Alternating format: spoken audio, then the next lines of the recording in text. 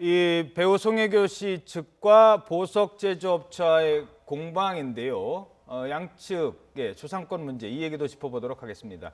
지금 제 뒤에 송혜교 씨가 나오는데 여기는 이제 보석을 착용은 안 했습니다만 좀 화가 나신 표정인 것 같습니다.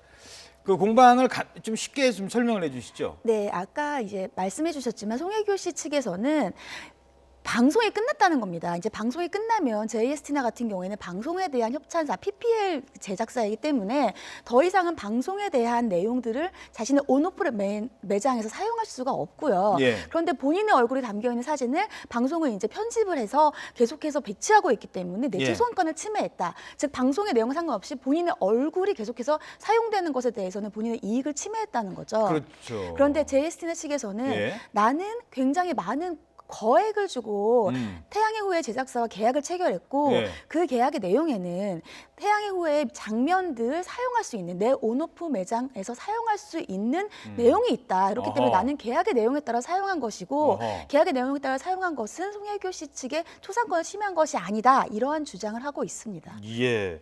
이런 경우 보통 어떻게 그동안에 뭐 판례라든가 이런 걸 보면은 어느 합의를 좀 하여서 끝내는 경우도 있겠습니다만 어떻게 되나요? 보통 PPL이라는 것에 대한 정의를 보셔야 되는데 PPL이라고 하는 것은 간접적으로 그 드라마상에서 방송에서 노출을 해서 광고 효과를 내는 것이잖아요. 근데 일반적으로는 그 방송에서 노출하는 것이 광고의 범위라고 보는 것이 일반적입니다. 근데 문제는 계약서에 있어요. 정말 JST나 측에서 말한 것처럼 그 계약서에 그런 내용이 있다면 그렇다면 이제 태양의 후예 제작사 측에서 그것을 본인이 갖고 있는 권한의 범위를 넘어서서 권한을 준 거라고 볼 수 있거든요. 그래서 원래는 권한을 설정할 수 없는 것을 JST나 측에 준 것인데 JST나 측에서의 또 입장은 내가 그것까지 고려해서 금액을 지급했다라고 한다면 또 억울한 측면이 있을 수도 있겠죠. 양측의 얘기를 이제 다 들어본다면 그 유명인들의 그 초상권 이거는 정말 지켜져야 될 그 여러 가지 그 어떤 지적 재산권 중에 또 뭐 여러 가지가 있고요. 초상권도 뭐 지적 재산권은 아닙니다. 지켜져야 될 그 내용들이 아니겠어요. 무형의 이런 권리들이요. 그렇죠. 특히 이제 일반인과 연예인을 비교하는 것이 아니고요. 이 법에서는 일반인과 연예인의 초상권을 달리 보고 있습니다. 저 같은 일반인 같은 경우에는요. 일반인은 아니십니다만. 초상권 같은 경우는 그냥 얼굴, 그러니까 내 얼굴을 내가 원하지 않을 때 공개받지 않을 그냥 일반 사람이 갖고 있는 권리입니다.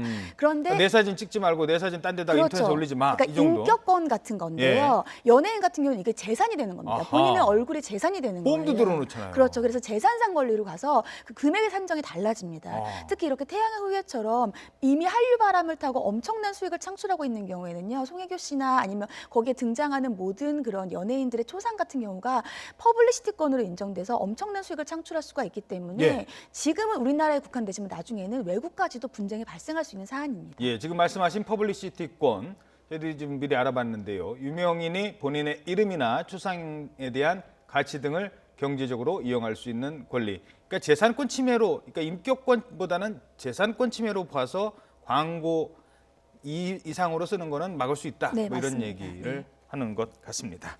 알겠습니다. 자, 다양한 사회 이슈 최단미 변호사와 함께 얘기 나눠봤습니다. 오늘 말씀 고맙습니다.